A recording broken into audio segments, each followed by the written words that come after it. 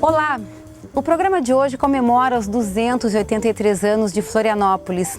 Escolhemos viajar no tempo e na história pelo olhar da preservação, do patrimônio, da arte e da fala do manezinho representado pela família Andrade. Cláudio preserva um dos únicos engenhos de farinha de mandioca que ainda funciona com tração animal, datado de 1860. Ele nasceu ali ao lado do engenho, na casa que guarda a memória da família e preserva a herança portuguesa. A tradição, modos e costumes do Ilhéu são retratados nas telas de Neri Andrade e Elias Andrade, também da mesma família. Vem com a gente nesta viagem que começa agora.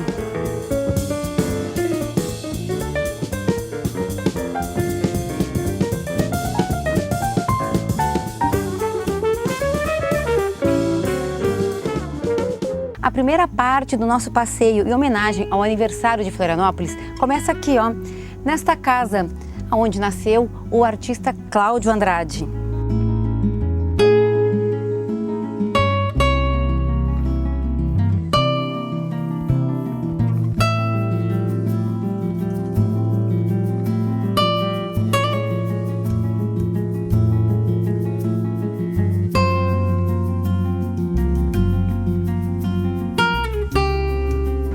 Cláudio, como que é morar numa casa açoriana ou de arquitetura portuguesa? Eu queria trazer um pouco essa tua experiência de morar numa casa que inclusive é tombada.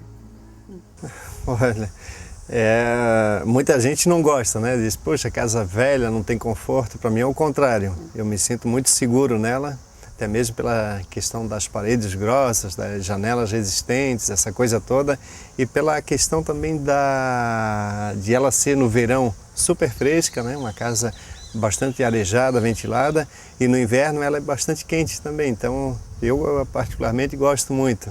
E ela, em termos de arquitetura, assim, de conforto térmico, construída aí... Em 1860. Ela é ótima, então ótima. Atende essa... Eram casas bem construídas, bem pensadas, porque elas têm esses furos, essas gaiteiras que elas têm ali, ó, elas fazem com que o vento circule embaixo, né? Elas não têm contato direto com o chão, então elas estão, geralmente essas casas ligadas ao chão direto são meio insalubres, elas sempre são geladas, né?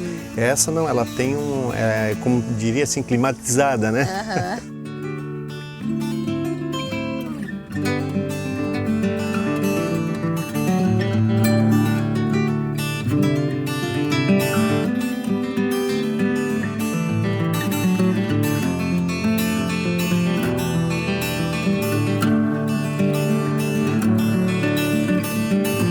Na entrada pelos fundos do casarão, um rasgo proposital na parede deixa à mostra a construção original feita com óleo de baleia, berbigão, mariscos e pedaços de telha.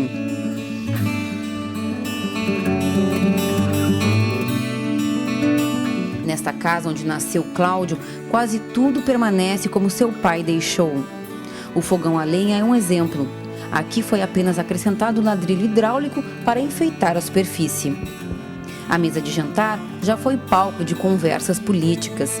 Aqui sentou-se para comer o governador Celso Ramos, conta Cláudio.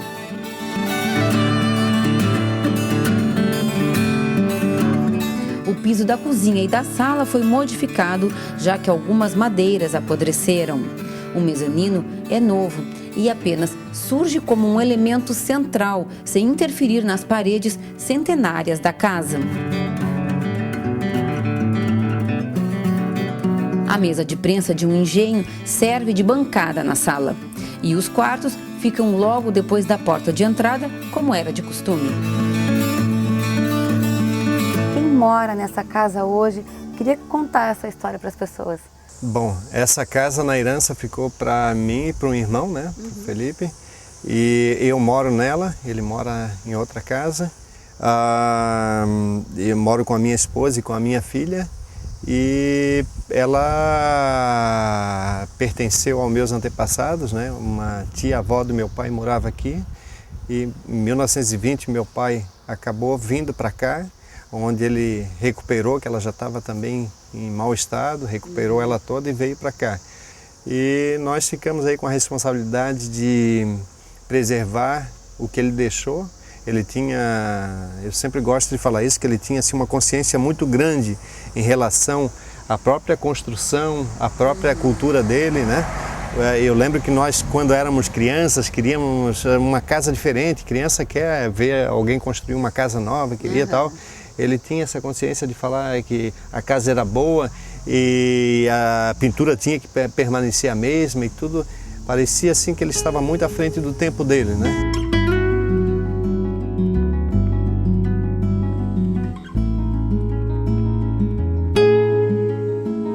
Um dos maiores incentivadores da preservação da identidade na região de Santo Antônio de Lisboa, o artista plástico e marchand João Otávio Neves Filho luta para manter viva a poética do casario antigo e da arte popular. Isso coincide com um período onde a cidade começa a crescer muito e as pessoas tocaram na importância delas terem consciência daquilo que nas suas raízes era importante, né?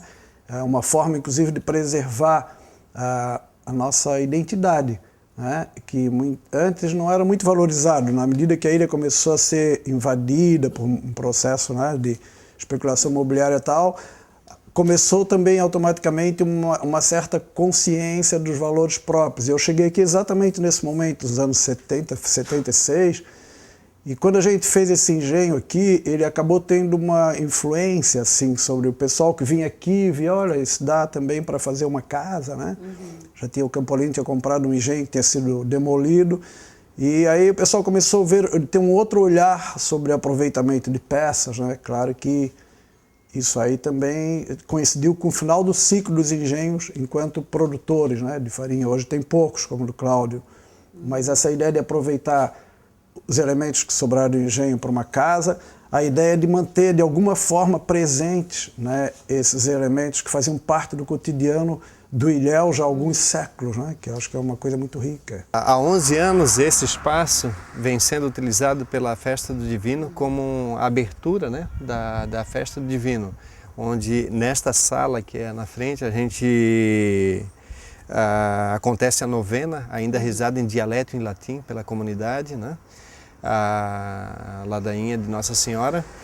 Depois toda aquela acompanhada com aquela folia do Divino maravilhosa, geralmente do Ribeirão da Ilha, e além do funcionamento do engenho que funciona tal, e todo o serviço assim de barraquinhas com comidas típicas. E depois já é também tradicional aqui o show do Gente da Terra, que fala muito dessa coisa nossa, né, da nossa cultura. E é interessante que já houve um casamento, assim, sabe, onde eles participam de show, eles sempre falam do engenho. E eu também não posso deixar de falar deles, porque realmente hoje a gente não consegue ver a Festa do Divino sem o Gente da Terra aqui, né? E quando é que é a próxima Festa do Divino? Vai ser em setembro. E além disso, também ela mantém uma exposição permanente de obras de esculturas sacras minhas e também do Neri Andrade, né, que também é aberta à visitação.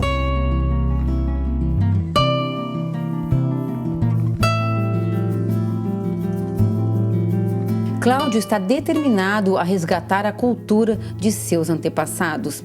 Ele foi em busca também dos grãos originais de milho, mandioca e café.